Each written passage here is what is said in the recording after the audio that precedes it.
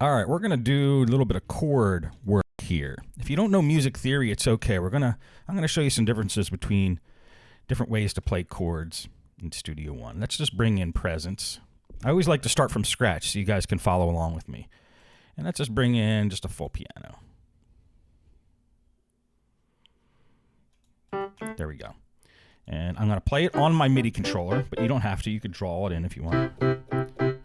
Okay, so check this out. I'm going to set a tempo probably like 1, 2, 3, 4. And you can set a tempo by just clicking on the word tempo. Oh, you can't see it because my MIDI controller is blocking it. But there's a word tempo down there. You just click on it a couple times, and it will set the tempo to your clicks. I'm going to turn on the metronome by hitting the C key. C. See? There. And that turns on the metronome. Here's a little trick. I press Shift C as well. If you press Shift and C, it turns on pre-count, which means when you try to record something, it gives you 4 clicks before it starts recording it. So that's very nice. Okay, so here's what we're going to do. I'm going to, if you watch my hand in the bottom of the screen, I'm going to hit 3 random notes. They're not even going to sound good. Though, I just picked random notes. And I'm going to hit them in a bit of a pattern. I'll show you when I record. 2, 3. Here we go. Okay, that's all I did. So I got this. Dun, dun, dun, dun, dun. Bad sounding notes. It don't matter none. It's not going to be what we're actually going to be playing. And then I'm just going to bring in a loop. Let's how about what's heart sick? Just checking in my loops here. I want a good drum mix. Just a normal loop. Let's see what we got here. Audio loops. We got drums. All right, let me just do a search for drum mix in the loops. I'm gonna do drum mix in my sound sets, and let's just get a pattern that just sounds good with that piano. Not that one.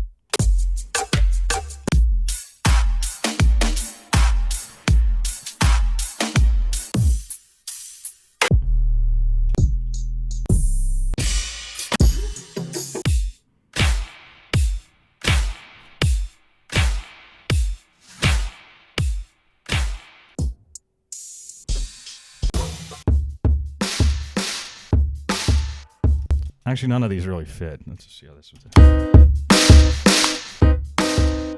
Not too much. Too much. I don't want to waste time on this. It's not about the drums. It's about the chords.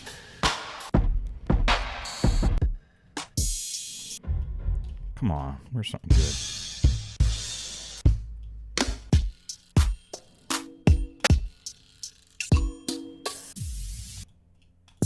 All right, this is ruining my whole video. I just need a normal drum loop here.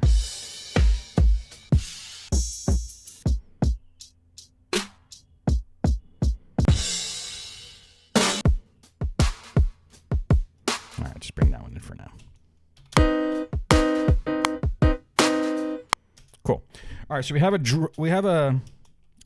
have some chords we played in a drum loop. Okay, took us a long time to get there. It's 3 minutes into the video, but hope you didn't leave. Now here's what we're gonna do. I'm gonna use the chord track. Okay, so go up here, click on the chord track. If you don't know music theory, I'm just gonna explain a couple differences here of creating a song. Now that we have the chord track in there, and we've done videos on the chord track, just double click and stretch that all out like that. And then we could select both of our tracks here and just duplicate them a bunch of times. Let's just do it 3 more times. And let's just duplicate the chord track 3 more times. So you can see that it's wanting to play the chord of C. Now this is not a C chord. The way to get presence now on the piano to play the C chord is turn on the inspector, the I here. Ignore all the crap that's in here except for this section that says follow chords. And we're going to put it on narrow. You could either put it on parallel or narrow for chords. It just plays them a little bit differently, but they'll still sound good. So it's just a preference thing. And I'm going to play this now. It's going to sound much different, right? than when I had it off, the chord track off. It sounded like this. That's why I'm saying it doesn't matter what chords you play when you're originally putting your music down. Some might call this cheating, but whatever it is, it's whatever it is. I used to use chord track, and I know some music theory, so I don't think it's cheating. Whatever sounds good, sounds good. There's no rules in music, at least not in my opinion. All right, so we got C. Cool. Now we're going to start off the song with C, so we're going to keep C here. But the next chord, we want to change it into another chord. So just double click on the chord track up here for the second section. You'll see a little line around it showing that it's selected. And I want to explain something about this. For the most part, if you want to write a happy song, you kind of want to revolve around, well, first of all, if your song is in the key of C, which means C is the kind of the root chord of your song. And that's what we're going to do for this example, but I'll show you a couple more in a bit. But let's just see we're playing our song in the key of C. When you play a song in the key of C, it basically means you're just playing white keys on the piano. All the white keys from C, like from C here.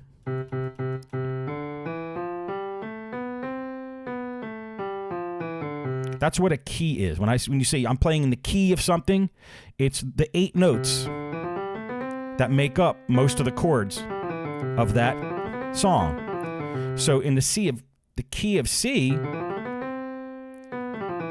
we're just using white notes, 8 of them. So all these chords, C and F and D minor and A minor and E minor and G, all the ones that are touching C, either by right next to it or by the corner of it or below it, all the ones that are touching C are in the key of C. So I've talked about this before. You can almost not go wrong by picking any of these chords that are touching the key of C if you're trying to make a song, or the chord of C if you're trying to make a song in the key of C. Anyway, watch this. I'm just going to pick G, which is right next to C. And then this next one, I'm going to pick F. And let's hear how this sounds.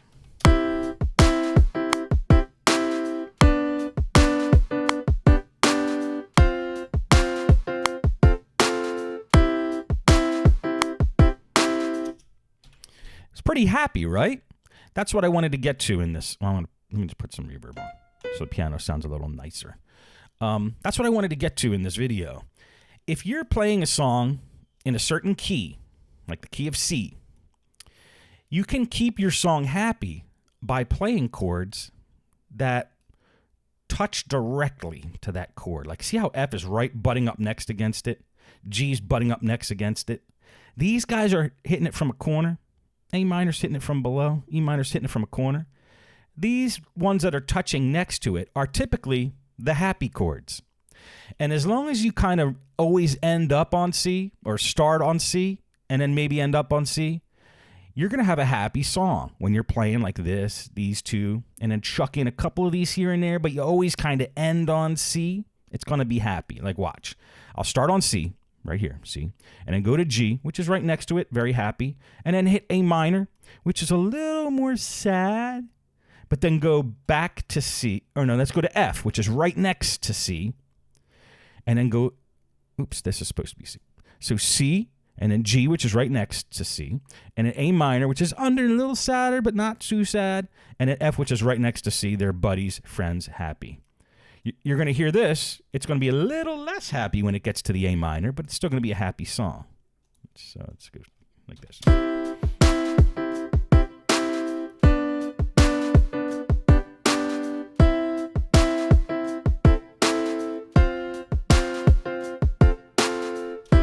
Good.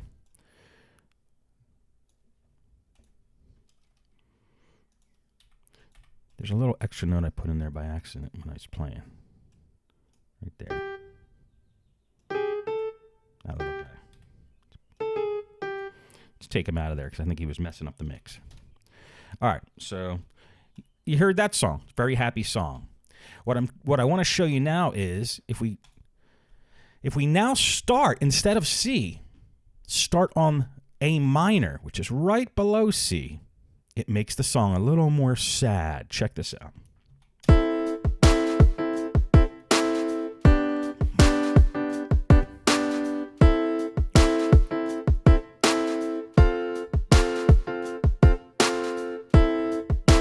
You hear how it's a little sadder than, unless if not resolving the whole song on C? C's just a happier chord. In the chord track, the one that's kind of on top of the other one is going to be a little happier, and the one that doesn't have a minor, an M next to it. Typically, the ones that don't have an M next to them they sound a little happier. So if you don't have any minor chords in your song's probably going to sound pretty happy. It's kind of like a little rule of thumb, Steve's rule of thumb, because there's no rules. Let's chuck a bass in so you could just hear this a little. Hear this. My Philly's coming out. Hear this a little bit better. Let's put just an go to a bass and just do a vintage bass fingered.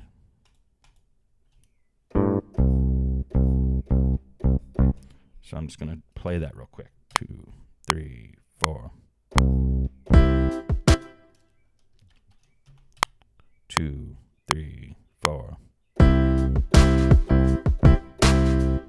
Cool. And I'm just going to duplicate, duplicate, duplicate. Now I have to turn on the chord track for this bass note. First, let me quantize everything so it's on beat. So make sure that presence, this one is selected, and you're following the chords. But since it's a bass, this is when you pick bass, when you're doing a bass line. So.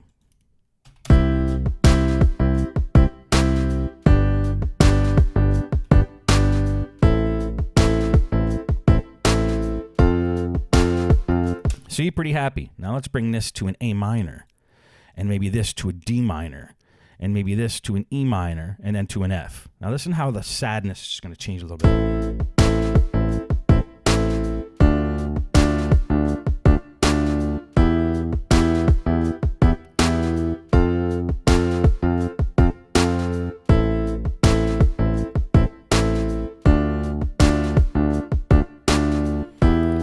As opposed to, let's put some C's back in there. Happy. A little sad. Back to happy. Staying on happy. Happy.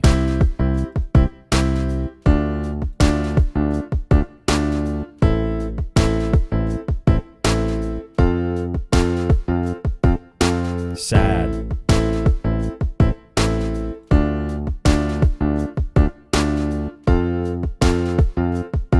Sad. So you see how minors are a little sadder sounding? And when you mix them all together, they sound cool.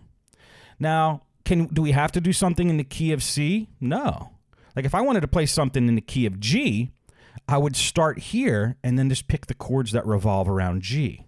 So watch, I'll make this one G, and I know the ones next to it are going to make it happy. So C, and then D, and then back to G. So G, C, D, G. This is going to be a happy song because I picked 2 chords right next to G. Here's the happiness.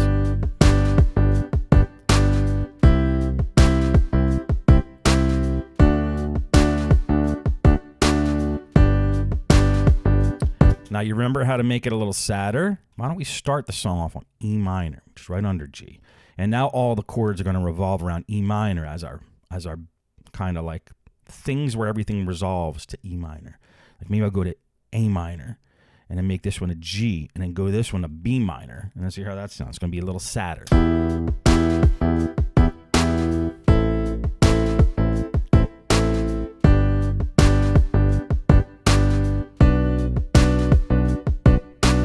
Hear how it's a little sadder? All right, let's do something in the key of D. So if you want chords in the key of D, you just look at everything that touches D. But we're going to start off with D, and then maybe go to A, and stay on A, and then hit a G. And this is going to be a happy sounding song.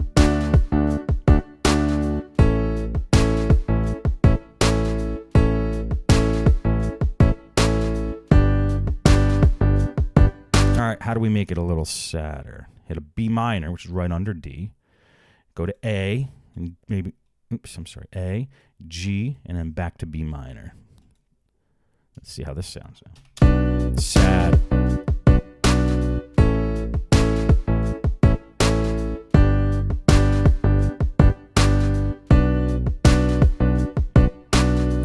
And then you could just go revolve around the wheel in any direction. If I wanted to make a song in the key of E flat, that's a happy song, you just follow what I did. Make this first one E flat, and then pick either of these two, which will stay on the happiness. Let's do B flat, and then go to A flat, and then maybe back to E. It's going to sound like a happy song in the key of E flat.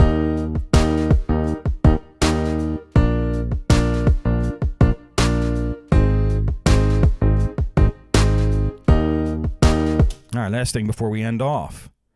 How do we make it sad? Well, we could put it in the key of C minor now. I'm just going to change the first chord. It'll change the sadness of the whole song.